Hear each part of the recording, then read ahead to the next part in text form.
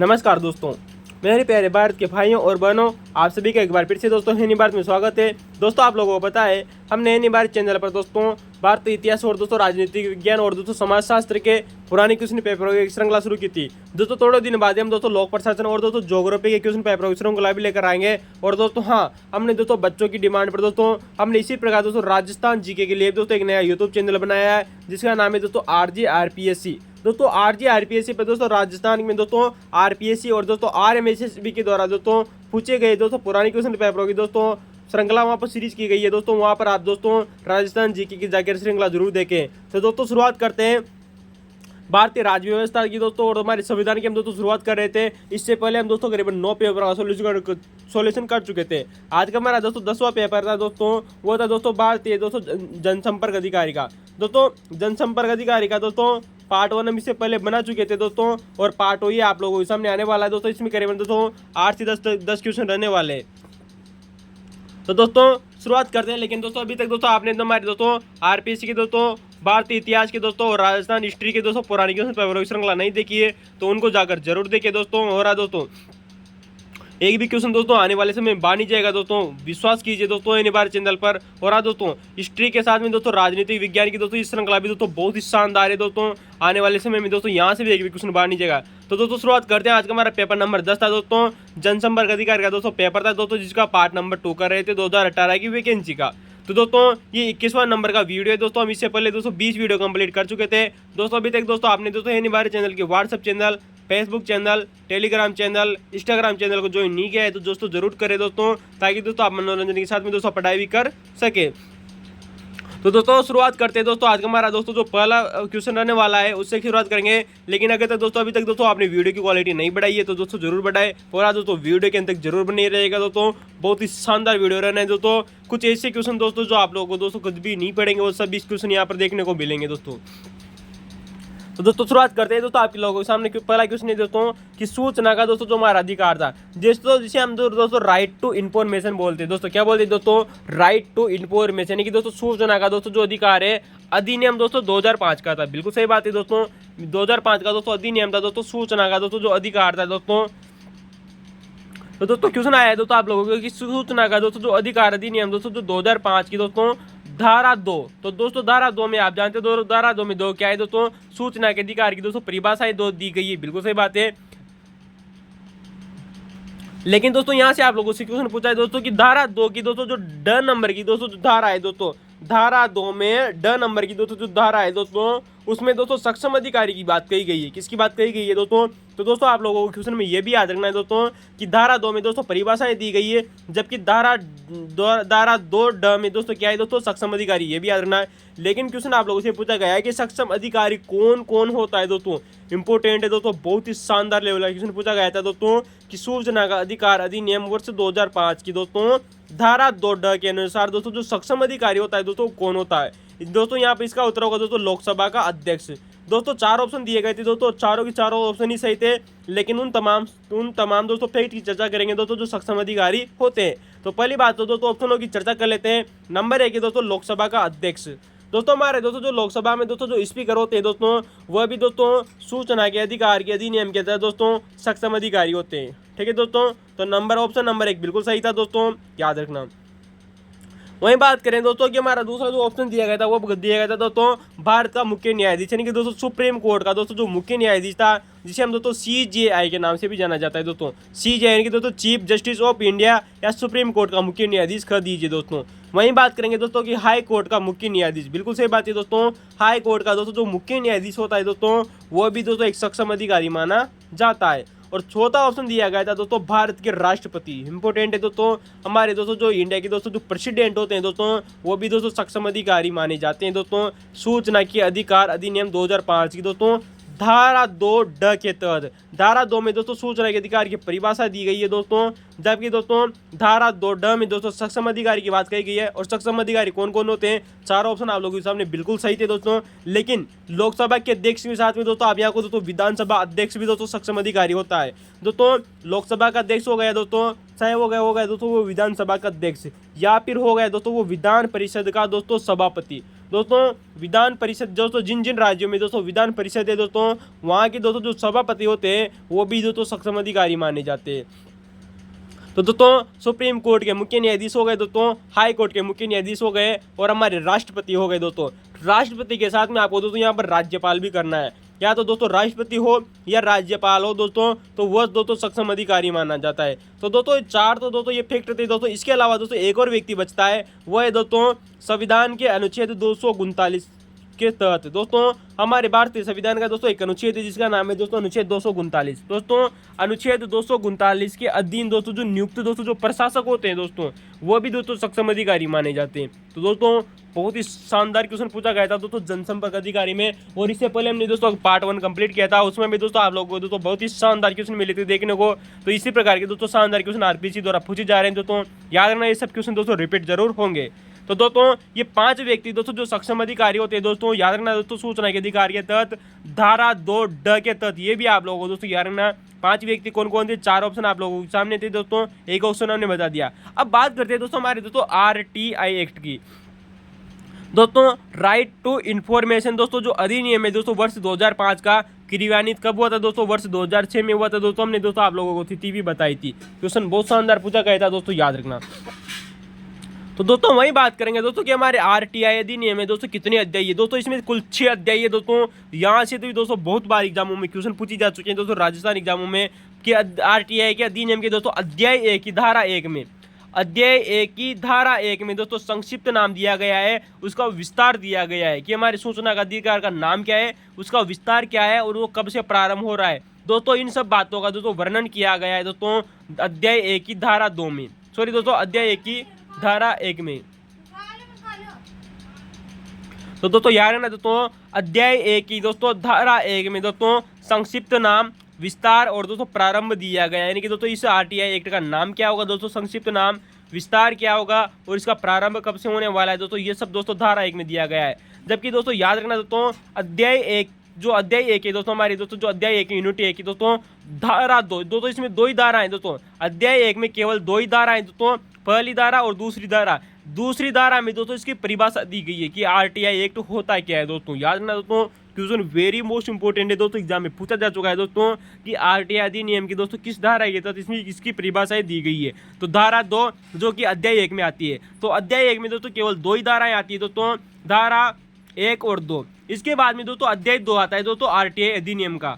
RTI अधिनियम का दोस्तों जो अध्याय 2 है दोस्तों, इसमें धारा 3 से लगाकर दोस्तों धारा 11 तक का उल्लेख है दोस्तों। दोस्तों वेरी मोस्ट इंपोर्टेंट याद रखना दोस्तों, यहाँ से दोस्तों और कुछ पूछा नहीं जाए, लेकिन आप लोगों से दोस्तों धारा 3 एग्जाम में पूछी जा सकती है दोस्तों। धारा 3 से दोस्तों धारा 11 तक की दोस्तों जितनी भी धारा है दोस्तों, उन सब का उल्लेख दोस्तों धारा अध्याय 2 में है। लेकिन धारा 3 में क्या है दोस्तों, ये इंपॉर्टेंट है, इसी में सूचना का अधिकार दिया गया है। वेरी मोस्ट इंपोर्टेंट याद रखना दोस्तों, आप लोगों से क्वेश्चन पूछा जा सकता है कि RTI अधिनियम वर्ष 2005 की किस धारा में सूचना का अधिकार दिया गया है, यानी कि सूचना के अधिकार के किस अधिनियम की दोस्तों धारा में सूचना का अधिकार दिया गया है। इसका उत्तर होगा दोस्तों धारा 3। तो दोस्तों अध्याय 2 में अगर अध्याय पूछा जाए तो दोस्तों अध्याय 2 हो जाएगा, धारा 3 में दोस्तों सूचना का अधिकार दिया गया है। वही बात करते हैं दोस्तों तीसरा और चौथा और 5वां अध्याय दोस्तों वेरी मोस्ट इंपोर्टेंट है, क्योंकि दोस्तों अध्याय 3 दोस्तों जो है दोस्तों RTI एक्ट 2005 का दोस्तों जो अध्याय 3 है दोस्तों, इसमें केंद्रीय सूचना आयोग का गठन दिया गया है दोस्तों।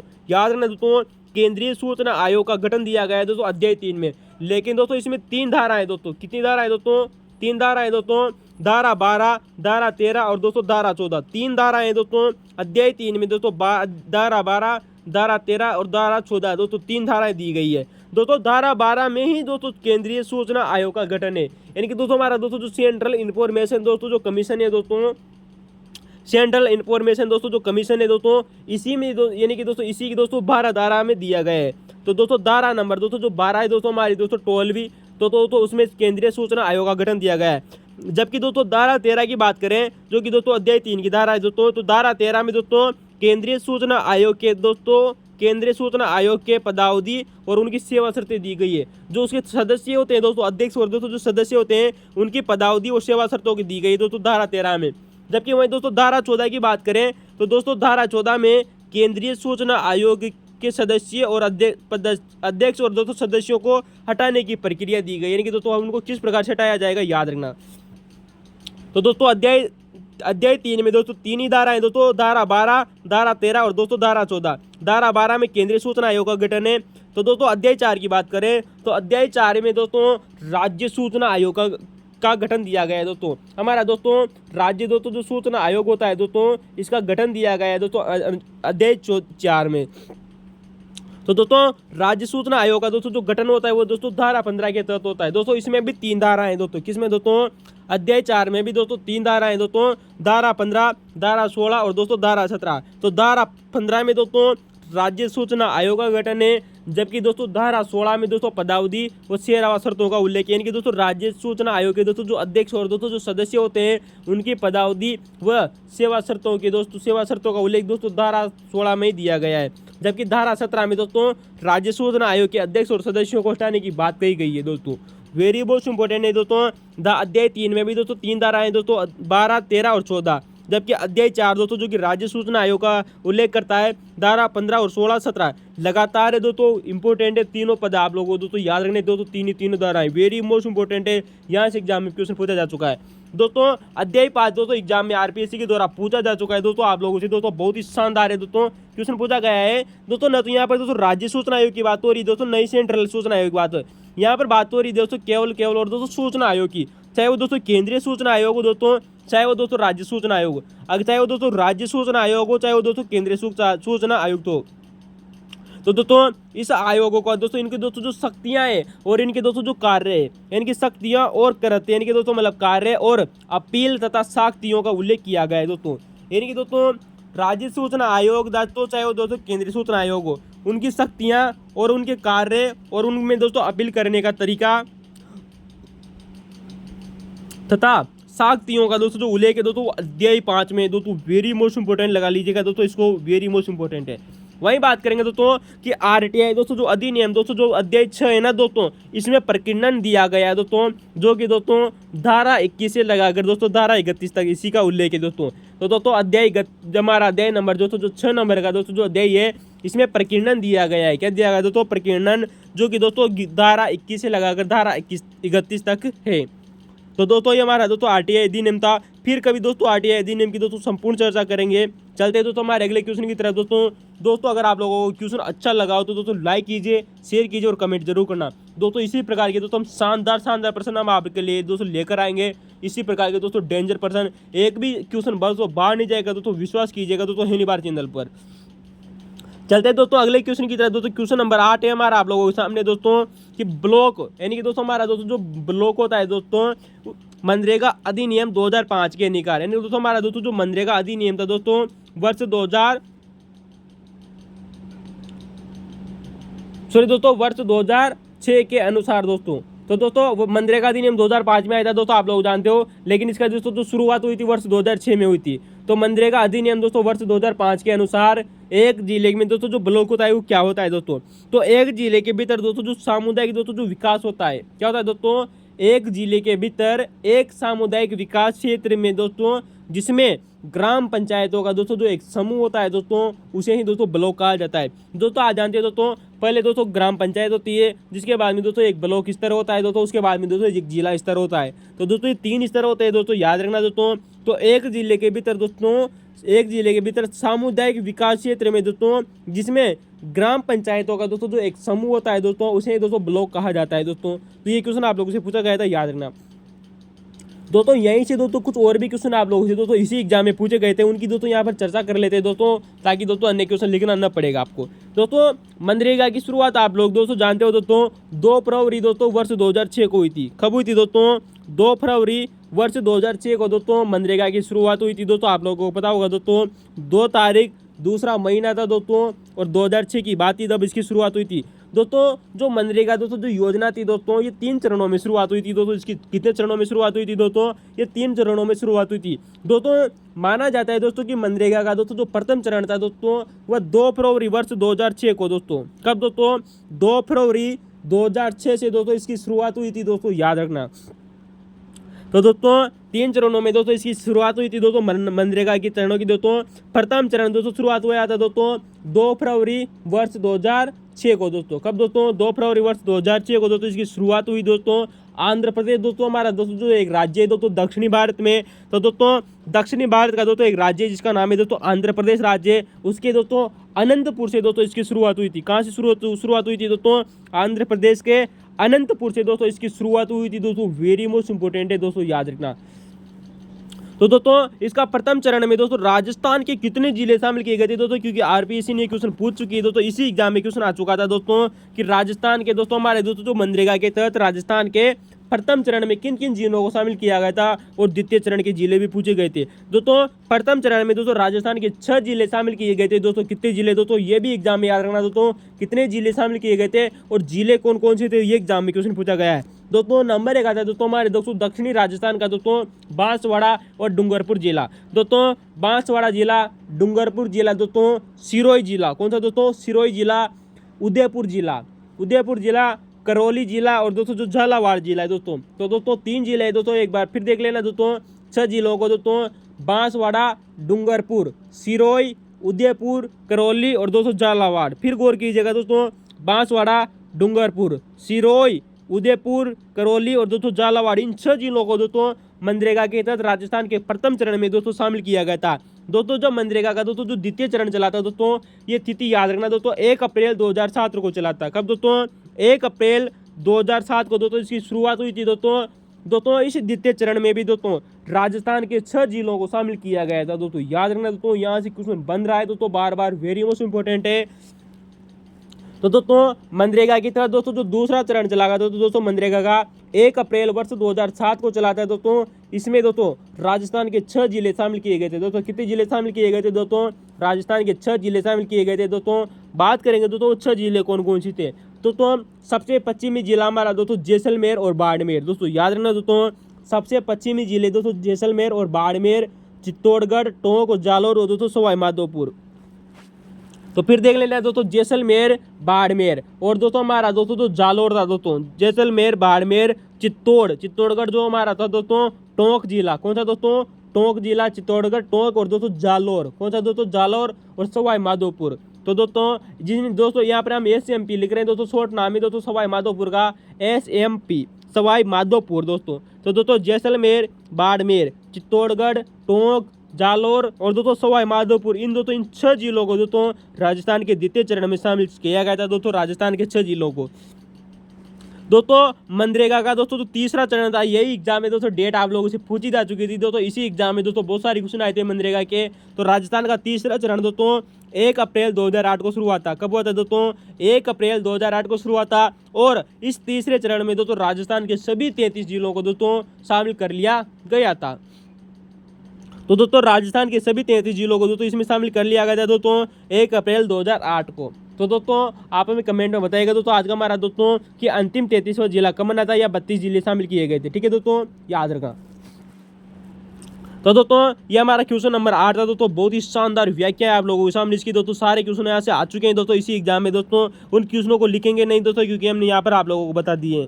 चलते हैं दोस्तों क्वेश्चन नंबर 9 आप लोगों के सामने दोस्तों, निःशुल्क और अनिवार्य बाल शिक्षा का दोस्तों जो अधिकार है दोस्तों, निःशुल्क और अनिवार्य एवं बाल शिक्षा का दोस्तों जो अधिकार अधिनियम दोस्तों वर्ष 2009। दोस्तों वैसे तो दोस्तों ये क्वेश्चन दोस्तों हमें दोस्तों शिक्षा मनोविज्ञान के अंतर्गत पढ़ते हैं, लेकिन दोस्तों शिक्षा से संबंधित दोस्तों यहाँ से दोस्तों एक कानून दिया गया था, अतः दोस्तों ये क्वेश्चन आया था यहाँ पर। तो दोस्तों निःशुल्क और दोस्तों जो अनिवार्य दोस्तों जो बाल शिक्षा का दोस्तों जो अधिकार अधिनियम वर्ष 2009 था, इसकी धारा 21 के अनुसार दोस्तों, किसके अनुसार दोस्तों? धारा 21 के अनुसार विद्यालय दोस्तों जो प्रबंधन समिति होती है, क्या होती है दोस्तों? विद्यालय प्रबंधन समिति होती है दोस्तों, किस धारा के अनुसार दोस्तों? धारा 21 के अनुसार। ये भी आप लोगों को दोस्तों एग्जाम में याद रखना दोस्तों, किस धारा के अनुसार? धारा 21 के अनुसार। तो दोस्तों जो विद्यालय दोस्तों जो प्रबंधन समिति होती है दोस्तों, इसे इंग्लिश में कहा जाता है दोस्तों स्कूल मैनेजमेंट कमेटी दोस्तों। तो ठीक है दोस्तों, इसे दोस्तों शॉर्ट में बोल देंगे दोस्तों SMC, स्कूल मैनेजमेंट कमेटी। तो दोस्तों क्वेश्चन है दोस्तों आप लोगों के सामने कि इस 2009 के अधिनियम की दोस्तों जो धारा 21 है दोस्तों, इसके अनुसार दोस्तों जो SMC है दोस्तों विद्यालय प्रबंधन समिति, इसमें कितने प्रतिशत महिला सदस्य होनी चाहिए दोस्तों? इंपोर्टेंट है दोस्तों, इसका उत्तर होगा दोस्तों 50%। बहुत ही शानदार क्वेश्चन पूछा गया था। और ये क्वेश्चन दोस्तों एग्जामों में नहीं दोस्तों बहुत बार एग्जामों में पूछा जा चुका है दोस्तों। शिक्षा मनोविज्ञान का दोस्तों शिक्षा से संबंधित बहुत सारा एक्ट है दोस्तों, उनसे क्वेश्चन बनते हैं दोस्तों। हेडमास्टर एग्जाम में भी आया हुआ है दोस्तों, बहुत सारे एग्जामों में पूछा गया है। तो दोस्तों याद रखना दोस्तों, ये हमारा आप लोगों के सामने क्वेश्चन था दोस्तों। अब बात करेंगे दोस्तों इस दोस्तों जो निःशुल्क दोस्तों जो अधिनियम दोस्तों वर्ष 2009 था दोस्तों। तो दोस्तों यहाँ पर आप लोगों दोस्तों एक बात याद रखनी चाहिए, इस निःशुल्क दोस्तों अनिवार्य और बाल शिक्षा अधिनियम तो परिवर्तन कर दी गई दोस्तों, एक नियम बनाया गया था। राजस्थान निःशुल्क और अनिवार्य शिक्षा का दोस्तों जो अधिकार था, राजस्थान निःशुल्क और अनिवार्य शिक्षा का दोस्तों जो अधिकार है, इसमें नियम बनाया गया था दोस्तों वर्ष 2011 का। दोस्तों नियम है दोस्तों 2011 का। अब दोस्तों इस नियम 2011 दोस्तों जो बनाया गया था दोस्तों, राजस्थान सरकार ने बनाया था दोस्तों। बात आती है दोस्तों 2011 की। तो दोस्तों राजस्थान सरकार ने दोस्तों दोस्तों नियम 2011 में बनाए थे दोस्तों। इसका दोस्तों एक नियम आता है जिसका नाम है दोस्तों नियम नंबर 3। कौन सा दोस्तों? इस नियम नंबर 3 के अंतर्गत दोस्तों विद्यालय दोस्तों जो प्रबंधन दोस्तों जो समिति होती है, इसके सदस्यों का वर्णन किया गया है दोस्तों। याद रखना दोस्तों, निःशुल्क और अनिवार्य दोस्तों जो बाल शिक्षा का दोस्तों जो अधिकार है दोस्तों, अधिनियम 2009 में आया था दोस्तों। लेकिन दोस्तों राजस्थान ने इसके लिए दोस्तों एक नियम बनाया दोस्तों वर्ष 2011 में नियम बनाया दोस्तों, जिसका नियम नंबर जो 3 है दोस्तों, वह स्कूल मैनेजमेंट दोस्तों जो कमेटी है दोस्तों उसके सदस्यों का वर्णन करता है। दोस्तों ये क्वेश्चन यहाँ एग्जाम में पूछा जा चुका है कि विद्यालय प्रबंधन समिति का सदस्य कौन नहीं होता है, याद रखना। तो दोस्तों पहली बात तो होती है दोस्तों कि बालक के माता पिता। दोस्तों जो भी बच्चे उस विद्यालय में पढ़ते हैं दोस्तों, उनके दोस्तों जो माता पिता होते हैं दोस्तों, वह इस विद्यालय प्रबंधन समिति के दोस्तों सदस्य होते हैं। वहीं दोस्तों ऑप्शन नंबर 2 दोस्तों याद रखना, विद्यालय के दोस्तों जो सभी शिक्षक हो गए, यानी कि दोस्तों विद्यालय में दोस्तों जितने भी शिक्षक है दोस्तों, वह भी दोस्तों विद्यालय प्रबंधन समिति के क्या होते हैं दोस्तों, सदस्य होते हैं दोस्तों, याद रखना।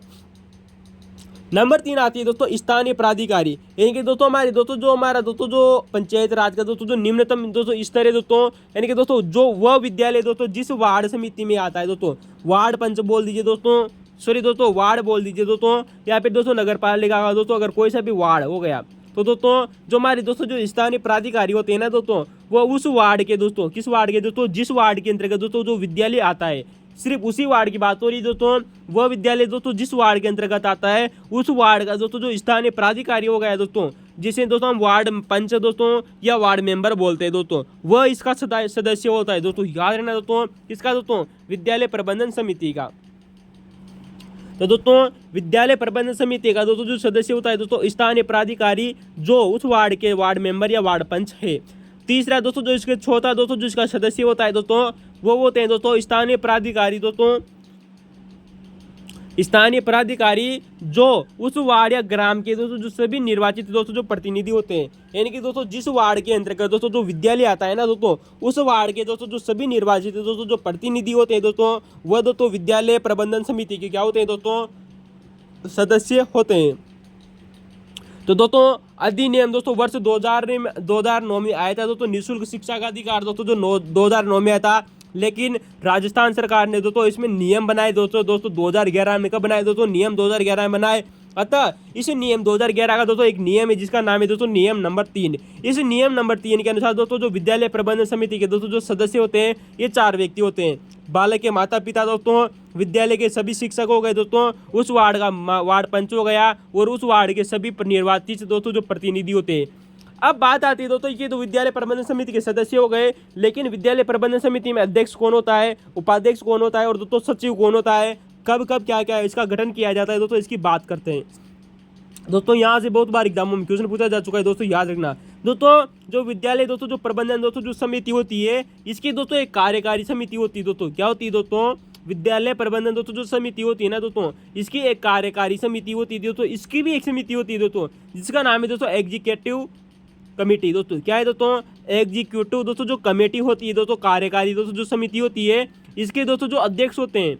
अब इस कार्यकारी दोस्तों जो समिति है ना दोस्तों, इसके अध्यक्ष, उपाध्यक्ष और दोस्तों जो सचिव होते हैं। तो दोस्तों याद रखना दोस्तों जो कार्यकारी दोस्तों जो समिति होती है ना, इसके अध्यक्ष, उपाध्यक्ष, यानी कि दोस्तों अध्यक्ष और दोस्तों उपाध्यक्ष और दोस्तों जो सचिव होते हैं दोस्तों, क्या होती है दोस्तों? सचिव। ये तीनों ही दोस्तों विद्यालय प्रबंधन समिति के अध्यक्ष, उपाध्यक्ष और दोस्तों सचिव भी होते हैं दोस्तों। याद रखना दोस्तों, वेरी मोस्ट इंपॉर्टेंट है कि विद्यालय प्रबंधन दोस्तों जो समिति है इसकी एक कार्यकारी समिति होती है। क्या होती है? एक कार्यकारी समिति होती है। उस कार्यकारी समिति का दोस्तों जो अध्यक्ष, उपाध्यक्ष और दोस्तों जो सचिव होता है वही दोस्तों विद्यालय प्रबंधन समिति के अध्यक्ष, उपाध्यक्ष और सचिव होते हैं। अब दोस्तों एग्जाम में क्वेश्चन पूछा जा चुका है दोस्तों कि विद्यालय प्रबंधन दोस्तों जो समिति है दोस्तों ये कितने वर्षों में पुनर्गठित की जाती है? इसका उत्तर होगा दोस्तों 2 वर्ष। 2 वर्षों में दोस्तों विद्यालय प्रबंधन समिति का विद्यालय प्रबंधन समिति पुनर्गठित की जाती है दोस्तों, याद रखना। जबकि दोस्तों प्रत्येक 3 माह में, यानी कि दोस्तों प्रत्येक 3 माह में दोस्तों इसकी दोस्तों एक बैठक होना भी अनिवार्य है। दोस्तों आपको पता है दोस्तों हमारे 1 वर्ष में दोस्तों 12 महीने होते हैं। अगर 3 का भाग लगाया जाए तो दोस्तों 4 बैठक हो गई दोस्तों। तो प्रत्येक 3 माह में दोस्तों कम से कम दोस्तों एक बैठक होना अनिवार्य है दोस्तों। किसकी? दोस्तों विद्यालय प्रबंधन समिति की। अतः हम यूँ कह सकते हैं दोस्तों कि वर्ष में 4 बैठक होना अनिवार्य है दोस्तों, कम से कम। तो 1 वर्ष में दोस्तों कम से कम 4 बैठक होना अनिवार्य है दोस्तों, याद रखना दोस्तों। प्रत्येक 3 माह में दोस्तों एक बैठक हो और वर्ष में दोस्तों 4 बैठक होना अनिवार्य है दोस्तों। यहाँ से क्वेश्चन पूछा जा चुका है दोस्तों कि दोस्तों जो विद्यालय प्रबंधन दोस्तों जो समिति होती है दोस्तों इसकी साधारण सभा की गणपूर्ति कितनी होती है दोस्तों, इनकी, यानी कि दोस्तों जो इसका कोरम होता है दोस्तों इस बैठक का दोस्तों वो 1/3 होता है दोस्तों, याद रखना दोस्तों। विद्यालय प्रबंधन दोस्तों जो समिति होती है इसकी दोस्तों कोई भी साधारण सभा बुला ली जाए दोस्तों तो उसकी दोस्तों जो गणपूर्ति होती है दोस्तों, जो उसका कोरम होता है दोस्तों वो 1/3 होता है। क्या होता है दोस्तों? 1/3, यानी कि दोस्तों 1/3 होता है दोस्तों 33.33%। यानी कि उस बैठक में दोस्तों करीबन वो जितने भी सदस्य हैं दोस्तों उनका दोस्तों 1/3 दोस्तों वहाँ पर उपस्थित होना अनिवार्य है दोस्तों उस समिति के दौरान। ठीक है दोस्तों, याद रखना। तो दोस्तों विद्यालय प्रबंधन समिति की दोस्तों याद रखना। अब बात करते हैं दोस्तों हमारी दोस्तों जो कार्यकारी समिति होती है। क्या होती है दोस्तों हमारी दोस्तों? ये तो विद्यालय प्रबंधन समिति की बात हो गई दोस्तों। अब हम बात करेंगे दोस्तों हमारी दोस्तों जो कार्यकारी दोस्तों जो समिति होती है इसमें 16 सदस्य होते हैं। तो हमारी दोस्तों जो एग्जीक्यूटिव दोस्तों जो कमेटी होती है ना दोस्तों इसमें 16 सदस्य होते हैं और इन 16 सदस्यों में से दोस्तों 8 सदस्य दोस्तों महिलाएं होती है दोस्तों। कितने सदस्य हैं? तो दोस्तों कार्यकारी समिति में दोस्तों 16 सदस्य होते हैं तथा इनमें से दोस्तों 8 सदस्य दोस्तों महिलाएं होती है। कौन होती है दोस्तों? महिलाएं। यानी कि हम कह सकते हैं दोस्तों कि 8 में से 16 में से 8 सदस्य महिलाएं होती है, अर्थात 50% महिलाएं होना अनिवार्य है। किसमें दोस्तों? इस विद्यालय प्रबंधन समिति की दोस्तों एक समिति है कार्यकारी समिति। तो दोस्तों ये 16 सदस्य हमारे दोस्तों जो क्वेश्चन पूछा गया था वो इतना दोस्तों डीपली जाकर पूछा गया था दोस्तों, आप लोगों को दोस्तों याद रखना। और ये दोस्तों 16 सदस्य कौन कौन होते हैं दोस्तों इसकी दोस्तों हम शिक्षा दोस्तों चर्चा फिर कभी दोस्तों शिक्षा मनोविज्ञान जब आप लोगों को पढ़ाई जाएगी उसमें दोस्तों चर्चा करेंगे, बहुत ही शानदार चर्चा करेंगे दोस्तों, याद रखना जहाँ से क्वेश्चन पूछे जा रहे हैं। तो दोस्तों ये हमारा दोस्तों क्वेश्चन था दोस्तों, याद रखना। तो दोस्तों कार्यकारी समिति हो गई दोस्तों जिसकी सदस्य संख्या 16 होती है, जिनमें से 8 महिलाएं होना अनिवार्य है, यानी कि दोस्तों 50% महिलाएं होना अनिवार्य है। अब दोस्तों आज का हमारा दोस्तों आप लोगों के सामने दोस्तों एक क्वेश्चन है दोस्तों, क्वेश्चन दिया गया है दोस्तों कि मनरेगा योजना के तहत दोस्तों नरेगा योजना का नाम बदलकर दोस्तों 2 अक्टूबर वर्ष 2009 को दोस्तों इसका नाम दोस्तों मनरेगा योजना कर दिया गया था, आप जानते हो। तो दोस्तों मनरेगा योजना के दोस्तों जो कार्य हैं उनको प्राथमिकता के आधार पर क्रम में जमाना था दोस्तों। कितना शानदार क्वेश्चन पूछा गया था। मैं कहूँगा दोस्तों ऐसे क्वेश्चन दोस्तों आप लोगों को बहुत कम देखने को मिलेंगे दोस्तों एग्जामों में। यानी कि दोस्तों मनरेगा योजना में दोस्तों जो कार्य किए जाते हैं ना दोस्तों उसके दोस्तों जो व्यक्तियों के द्वारा, तो दोस्तों मनरेगा योजना में दोस्तों जो कार्य किए जाते हैं उनको उनकी प्राथमिकता के आधार पर दोस्तों क्रम में जमा, यानी कि दोस्तों कौन सा कार्य सर्वप्रथम किया जाएगा फिर कौन सा कार्य उसके बाद में किया जाएगा। तो नंबर 1 आता है दोस्तों क्रम देख लेना, वेरी मोस्ट इंपोर्टेंट है दोस्तों, याद रखना मनरेगा योजना के कार्यों का। तो नंबर 1 है दोस्तों जल संरक्षण एवं जल संचय, याद रखना, यानी कि दोस्तों जल का संरक्षण करना और जल का संचय करना दोस्तों ये इसका पहला कार्य माना जाता है। किसका? दोस्तों मनरेगा योजना का। दोस्तों जल का संरक्षण करना यानी कि दोस्तों जल को, पानी को बचाना और पानी को बचाने के बाद में उसको दोस्तों इकट्ठा करना, ये दोस्तों इसका मनरेगा के साथ पहला कार्य है।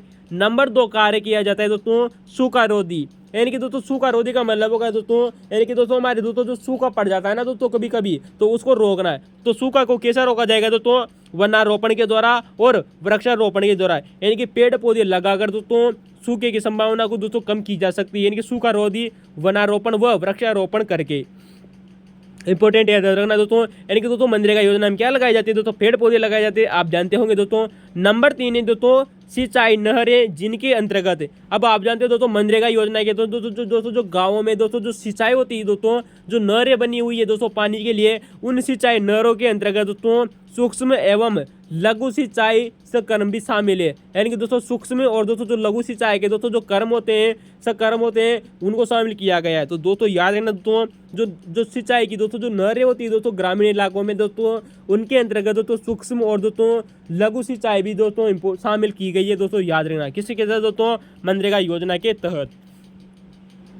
तो दोस्तों जल संरक्षण एवं जल संचय की दोस्तों जो योजनाएं दोस्तों वो इसी में शामिल है दोस्तों, सूखा रोधी यानी कि वनारोपण और वृक्षारोपण। और तीसरी दोस्तों सिंचाई नहरें जिनके अंतर्गत सूक्ष्म एवं लघु सूक्ष्म संकलन भी शामिल है। चौथा दोस्तों जो आप लोगों को दोस्तों जो दिया गया था, सभी के सभी 6 कर्तव्य दिए गए थे दोस्तों। यहाँ पर आप लोगों को 6 कार्य दिए गए थे जिनको क्रम में जमाना था। क्रम में हमने आप लोगों को हमने दिया जमा दिए दोस्तों, याद रखना। तो नंबर 3 हो गए दोस्तों।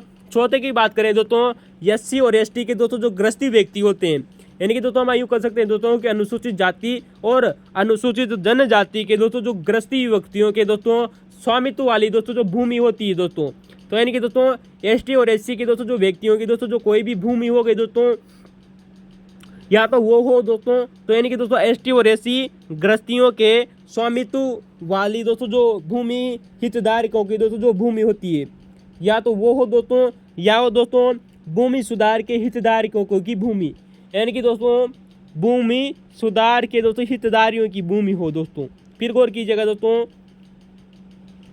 भूमि सुधार के दोस्तों जो हितधारियों की दोस्तों जो भूमि होती है दोस्तों, वो भी इसके अंतर्गत शामिल कर ली जाती है दोस्तों।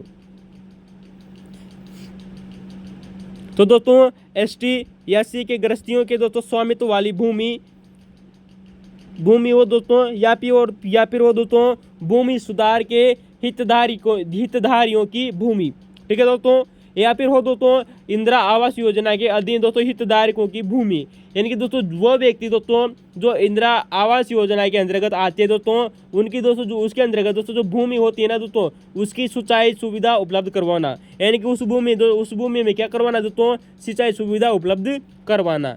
तो दोस्तों ये हमारा दोस्तों ऑप्शन नंबर 4 था दोस्तों, एसटी व एससी के ग्रस्ती व्यक्तियों के स्वामित्व वाली भूमि जो उनको प्राप्त हुई दोस्तों, किसको दोस्तों, एसटी एससी के लोगों को। या फिर हो दोस्तों भूमि सुधार के तहत दोस्तों जो भूमि मिली हुई है दोस्तों, या फिर हो दोस्तों इंदिरा आवास योजना के दिन दोस्तों जो हितधारियों की दोस्तों भूमि के लिए सिंचाई सुविधा उपलब्ध करवाना। वेरी मोस्ट इंपोर्टेंट है ये क्वेश्चन भी दोस्तों। चौथा नंबर दोस्तों कार्य उनकी प्राथमिकता के आधार में जमाना था। तो दोस्तों एसटी एससी के लोगों को दोस्तों जो सिंचाई सुविधा उपलब्ध करवाने की बात कही गई थी दोस्तों ऑप्शन नंबर 4 में।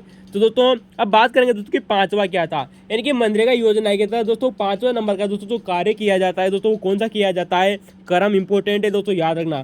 पारंपरिक जल निकाय, यानी कि दोस्तों हमारी दोस्तों जो परंपरागत दोस्तों जो जल निकाय है दोस्तों, जिनके साथ दोस्तों जिनके द्वारा दोस्तों पानी की व्यवस्था की जाती है, तो पारंपरिक जल निकायों का दोस्तों नवीकरण करना, यानी कि दोस्तों जिससे कि दोस्तों जो हमारा ढाका हो गया दोस्तों, जलकूप हो गए, नल बावड़ियाँ हो गए दोस्तों, जिनका दोस्तों जो नवीनीकरण किया जाता है ना दोस्तों, वो इसी के तहत किया जाता है, यानी कि पारंपरिक जल निकायों का नवीकरण, जिसके अंतर्गत दोस्तों वेरी मोस्ट इंपोर्टेंट है तालाबों का शुद्धिकरण भी शामिल है। हमारे गांव में भी दोस्तों जो मनरेगा का दोस्तों जो कार्य किया जाता है उसमें तालाबों का शुद्धिकरण किया गया था दोस्तों, याद रखना। तो तालाबों का दोस्तों शुद्धिकरण भी इसी में शामिल है दोस्तों, याद रखना। और 6वें नंबर का है दोस्तों भूमि का विकास करना है, यानी कि दोस्तों जो बंजर भूमि होती है दोस्तों उसका विकास करने की दोस्तों बात कही जा रही है दोस्तों मनरेगा योजना के तहत। तो दोस्तों ये 6 कार्य दोस्तों आप लोगों को दोस्तों एग्जाम में दिए गए थे दोस्तों, जिनको क्रम में जमाना था। बहुत ही शानदार प्रश्न था दोस्तों, पूरे 1 पेज का प्रश्न था दोस्तों, याद रखना। तो ये बात हो गई दोस्तों मनरेगा की। दोस्तों इसमें मैंने कहा था आप लोगों से कि मनरेगा से संबंधित बहुत सारे क्वेश्चन आए थे। अगला क्वेश्चन आप लोगों से पूछा गया है कि मनरेगा दोस्तों जो योजना है दोस्तों एक मंत्रालय के तहत जारी की जाती है, जिसका नाम है दोस्तों ग्रामीण विकास मंत्रालय। कौन सा दोस्तों, ग्रामीण विकास मंत्रालय का अधीन एक योजना है दोस्तों मनरेगा योजना। दोस्तों यूपीएससी का दोस्तों बहुत ही शानदार क्वेश्चन बनता है दोस्तों कि कौन सी योजना किस मंत्रालय से संबंधित है दोस्तों। इसका उत्तर होगा दोस्तों मनरेगा योजना ग्रामीण विकास मंत्रालय के अधीन है। इसका क्रियान्वयन किसके द्वारा किया जाता है। कितना अच्छा क्वेश्चन पूछा गया है दोस्तों कि मनरेगा योजना का दोस्तों जो क्रियान्वयन किया जाता है वो केंद्र और राज्य सरकार के द्वारा किया जाता है। किसके द्वारा दोस्तों, केंद्र व राज्य सरकार के द्वारा इसका क्रियान्वयन किया जाता है दोस्तों, याद रखना। दोनों के द्वारा, एक के द्वारा नहीं दोस्तों, दोनों के द्वारा है दोस्तों इसका क्रियान्वयन किया जाता है। अच्छा क्वेश्चन है दोस्तों, याद रखना। चलते दोस्तों आज का हमारा दोस्तों इस पेपर का दोस्तों अंतिम प्रश्न है दोस्तों क्वेश्चन नंबर दोस्तों 12 है दोस्तों। इसी में दोस्तों हमारे जनसंपर्क अधिकारी का दोस्तों जो कुल 12 क्वेश्चन कंप्लीट हो जाते हैं, जिनको हमने दोस्तों 2 पार्ट में किया था। कितने पार्ट में किया था दोस्तों? 2 पार्ट में किया था दोस्तों, याद रखना। इससे पहले हम दोस्तों पार्ट 1 बना चुके थे दोस्तों। अगर आपने पार्ट 1 जाकर नहीं देखा है दोस्तों इसे जरूर देखें, और दोस्तों वीडियो की क्वालिटी बढ़ाइए और अपने दोस्तों को लाइक कीजिए, शेयर कीजिए और सब्सक्राइब करना न भूलाइएगा दोस्तों। चले दोस्तों अगला क्वेश्चन बहुत ही शानदार क्वेश्चन पूछा गया था दोस्तों कि संबल ग्राम विकास योजना। दोस्तों राजस्थान सरकार में उस समय दोस्तों एक योजना चलती थी दोस्तों जिसका नाम है दोस्तों संबल ग्राम विकास योजना। वर्तमान में भी दोस्तों क्या ये योजना प्रचलित है दोस्तों? आप हमें कमेंट में जरूर बताइएगा। तो दोस्तों संबल ग्राम दोस्तों जो विकास योजना है दोस्तों, इसके अनुसार दोस्तों संबल ग्राम क्या होता है दोस्तों, ये क्वेश्चन आप लोगों से पूछा गया था। एक योजना चलाई गई थी दोस्तों जिसका नाम है दोस्तों संबल ग्राम विकास योजना।